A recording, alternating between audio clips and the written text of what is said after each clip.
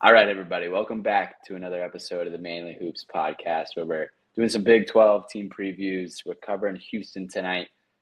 If you are enjoying our content, we appreciate all the support we've gotten so far, but please make sure to like and subscribe. We're going to dive right into things here, send it over to Cody, talk about the offensive strengths of the Houston Cougars. Yeah, I mean, as always, I think it's winning the extras. Ball security and offensive rebounding are staples for Kelvin Sampson teams, and bringing back guys like Milo Suzanne and Emmanuel Sharp is massive for the ball security area, and just to bring back that veteran presence for a team that looks to be a little bit younger than Sampson teams have been in the past, I think is going to be pretty crucial.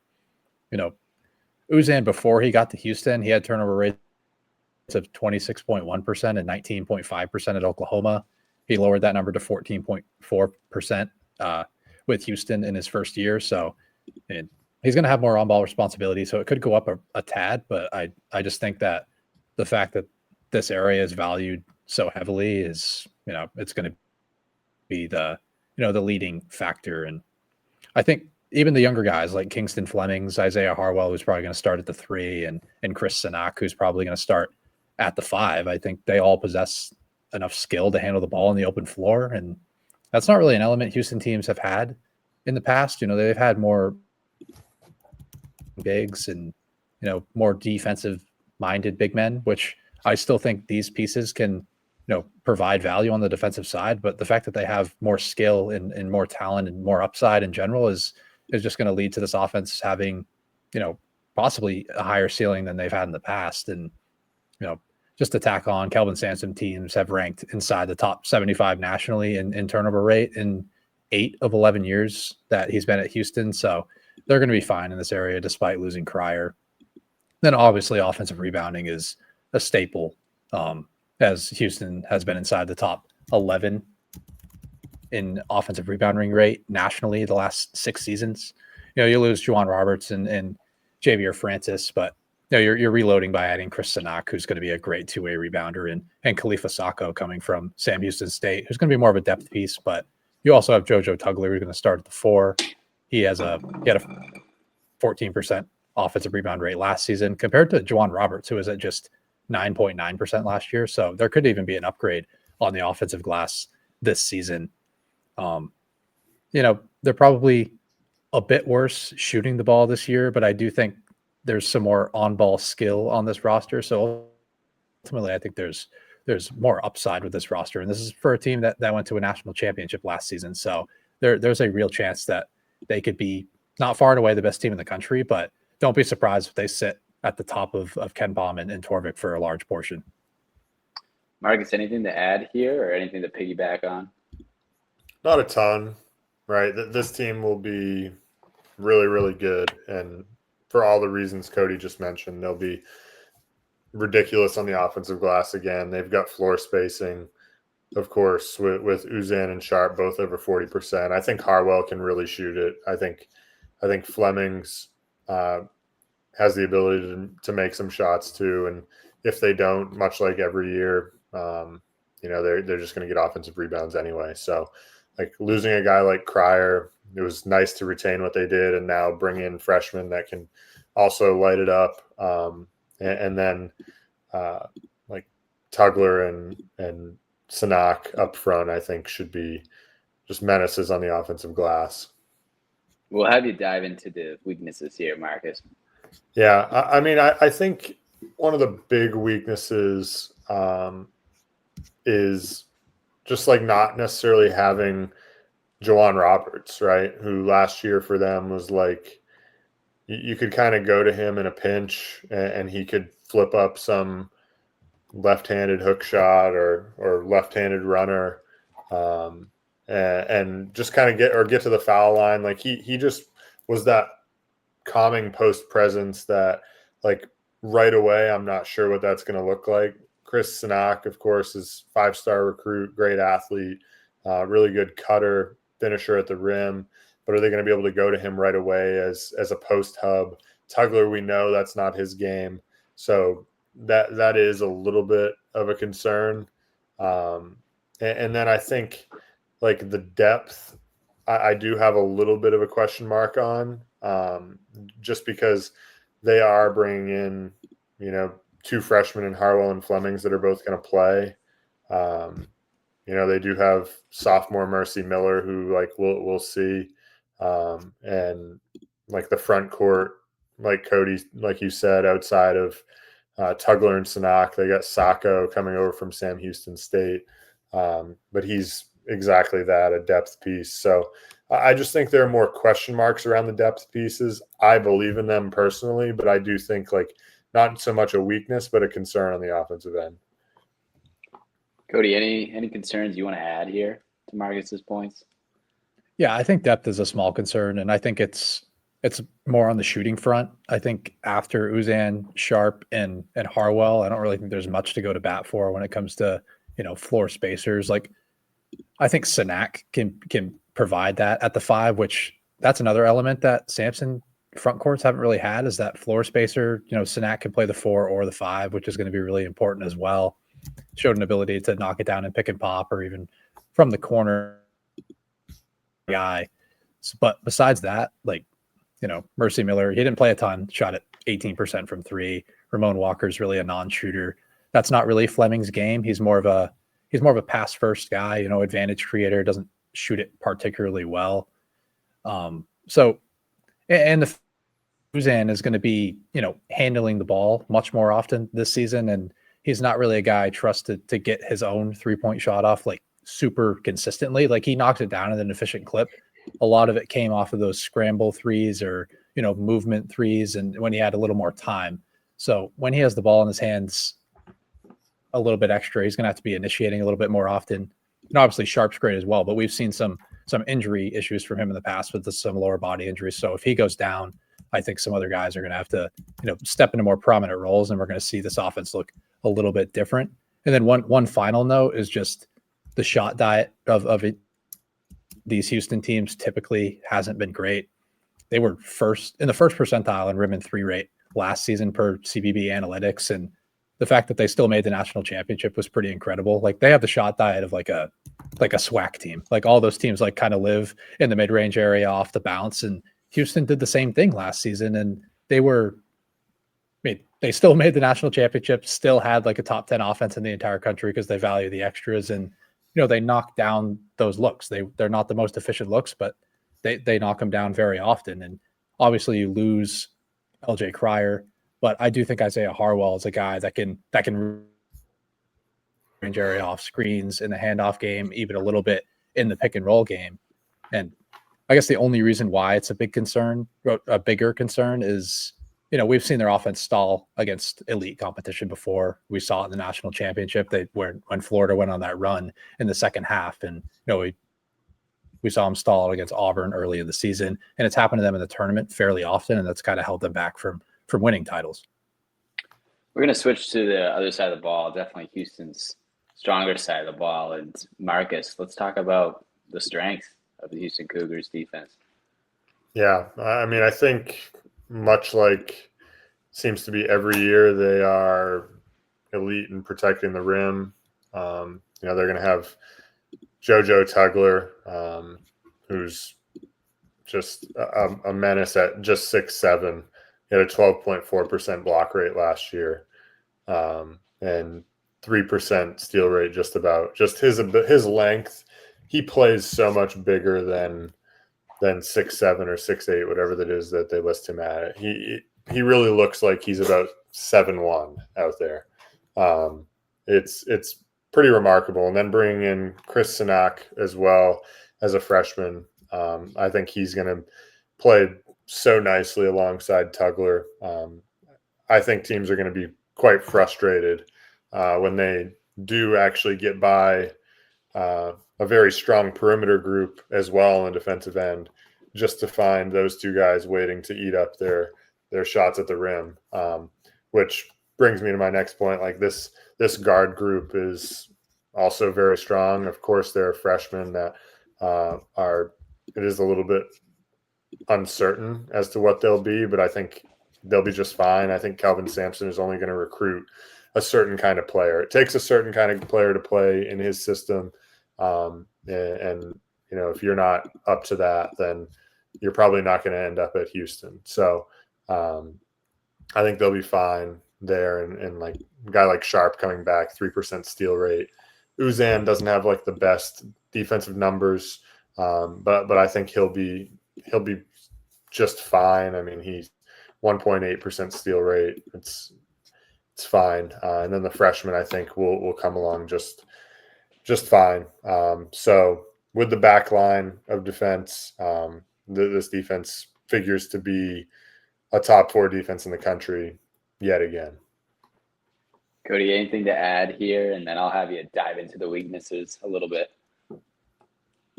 Yeah, I mean, not much. They just do everything well. I mean, they turn teams over at a super high clip. They protect the rim extremely well, like Marcus mentioned. And Sampson teams, his last 8 teams have ranked inside the top 6 nationally in effective field goal percentage defense. And I think they have even more upside and more of an ability with the front court to guard in the open floor with Chris Sinak and JoJo Tugler. Francis and Roberts were, more traditional big men, but I think those 2 guys in Sinak and Tugler can defend in a lot of different scenarios. Maybe it takes them a little bit of time because it's a younger group to, match what like the energy and style that Sampson wants. But ultimately, this roster is so talented that it's matter. And you lose Terrence Arsenault, but I think a guy like Isaiah Harwell can slide into the 3 position just fine. He's physically built enough to play at this level right away. He's going to start at the 3 position. There's really no other candidate to slide into that spot, and I think he's going to be just fine. He's a super poised player, even as a high school product. I think he's going to be just fine there. And I think Uzan and Sharp, they're like probably people don't really view them as like elite defenders. Like I guess like more of the casual fan, but I think they're 2 of the best defenders, just from an individual standpoint in the entire country. Like the numbers don't pop off the page, but the way they guard the ball, the way they slide their feet, the energy that they play with is just, it's unmatched. So, and they perfectly match what Sampson wants. So they're going to be fantastic on that end. So, but for weaknesses, I guess I honestly didn't really have an actual weakness. I said maybe foul trouble, a little bit of uncertain depth, I guess, at this point in time. Like JoJo Tugler fouls a ton, 5.7 fouls per 40. And I think we would like to see him play more than just 21.7 minutes per game. It's a more open front court this year, with Roberts and Francis out the door. So we'd like to see him at least get to 25 minutes a game. But if he's fouling too often, it's going to be hard for him to get to that number. It's not really a major concern. And then, I guess wing depth is a slight concern. There's not really an Arsenault level defender on this roster. I like Harwell, but he's not Arsenault level. And like we mentioned, the depth is unproven, but Sampson's going to find a way. There's, the guards and the bigs are going to be able to mask the small lack of wing defenders on the roster. Anything to add here, Marcus? Any weaknesses? Yeah, I've got one. For as good as this team is on the offensive glass, I do think they have some vulnerabilities on the defensive glass that we saw a little bit last year. I mean, they allowed some pretty big offensive rebound numbers, if I remember correctly. They allowed almost 10 offensive rebounds a game. So not quite their level of almost 13, but I do think it's an area that they because of how aggressive they are in their first shot defense, they're susceptible to giving up second chance opportunities just because of that. I do think like the addition of Chris Sinak this year can help on the defensive glass a little bit more. But I do think it is something that just how aggressive they are, it leads to some second chance opportunities, but I think like Sampson is going to live with it because of just how much they swarm. They're going to live with the outcome and hope that teams just take bad shots, and that leads to turnovers and runouts. Cody, who's your MVP and who's your X factor for the Cougars? Yeah, I went with Milo Suzanne as my MVP. Sliding into, more on-ball responsibility with LJ Cryer out the door. I think it's gonna allow him to flourish even more. He really showed that he can be a true point guard. There were some concerns with him coming in from Oklahoma, but he silenced all of the doubters last season, and he's going to be. You could have said Emmanuel Sharp. You could have thrown a flyer, not really a flyer, but you could have picked one of the freshmen. I think Chris Sinak would have been the one to go with, but ultimately, I think Uzan is my choice. And then X Factor, Cody. Oh, my X Factor is Chris Sinak. It is debated him for MVP, but I think he's going to be extremely important particularly on the defensive side, and his versatility in the front court. He's going to be able to play the 4 or the 5 because of his ability to move in space and his ability to shoot on the offensive end. He's going to be able to play next to guys like Khalifa Saka or Cedric Lath in the front court. And the spacing won't be too mucked up because Sinak has he has a smooth stroke from the perimeter for a guy that's 6'10" and he's an 18-year-old coming in, or 19 years old. I forget how old he is, but I think his versatility overall is going to be the real swing piece for this team. Marcus, did you have the same MVP or X Factor? I went same MVP. I went Milo Suzanne as well. I think what he's going to be able to do on both ends, what he's going to bring as like their primary on-ball creator, is going to be very, very important. So not too much more to add there, but I think he'll be fantastic. And then I guess one other thing to say about him is I just think he's kind of a gamer.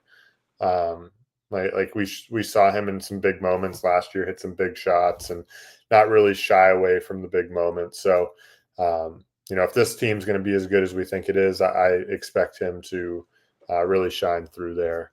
And then X Factor, I went with another one of the freshmen, but I went Isaiah Harwell. I think he can really provide as like that third scoring punch on the wing, right? Last year we saw LJ Cryer in the guard spot. Now he's gone. But now Harwell coming in, a little bit bigger at 6'5" and provide just that versatile scoring punch, shot making ability, with some of like the depth being a little bit more uncertain on the wing, like you'd mentioned, Cody. I think that he's really going to provide there. So ultimately, that's why I went with him for X Factor. But I was back and forth between him and Sinak. I just think like with JoJo Tugler coming back, it does relieve a little bit of pressure on the defensive end from Sinak. So I went more the offensive route because they're going to be so good defensively, and said that Harwell, he'll be really important to that team. Cody, what's your ceiling and floor for the Cougars? I mean, they're basically a possession away from a national championship last year. Do you think that's still their ceiling, or do you have other thoughts? Yeah, I think their ceiling is absolutely winning a national championship. And running away as a Big 12 champ. I think they could win this league by 2 or 3 games. I think they won by what? Did they win by 2 last year? 2, maybe 3 games. But I think they can absolutely do that again because, for as high of a floor that this team has had in recent years, I think their ceiling is even higher this year than it was last season, and they still made a national championship. So there's just too much talent on this roster, especially with the younger group coming in. I think it's 2 5-stars and a 4-star is what it went. Sinak and Harwell are the 5-stars, but my floor was, maybe they finished 3rd in this league. I didn't even want to say that maybe they finished 3rd because they're just, they win every league that they play in, and they feel like the runaway every single year. And, I had their floor as a Sweet 16. I can't see them losing a first-round game with that style that they play. They just beat up on mid-major teams, and then, you're going to play an 8-9 team in the second round. This team's, they're a lock for a 1 seed. They've been a lock for a 1 seed every single year. It just hasn't really mattered with this style. But I just see them getting to the Sweet 16 rather easily. And then from there, I know they've had their share of issues, against either elite level spacing offenses or when they're, their offense stalling out on their own against elite level athletic defenses. So I don't see them, getting knocked out before, the round of 16. And then do you have a bold prediction, Cody, as well? Oh, yeah. I actually went with a player stat here. I think Chris Sinak can average a double-double. I think it's going to be really hard for Sampson to keep Sinak off the floor just because of his positional versatility. You know, if Sinak and Tugler start at the 4 and the 5 and Tugler picks up 2 fouls in the first 2 or 3 minutes of the game, you can just slide Sinak down to the 4 and play either Sacco or Cedric Lath at the 5. So I just think, you know, there's going to be a lot of different lineup combinations compared to last year, compared to past Sampson teams.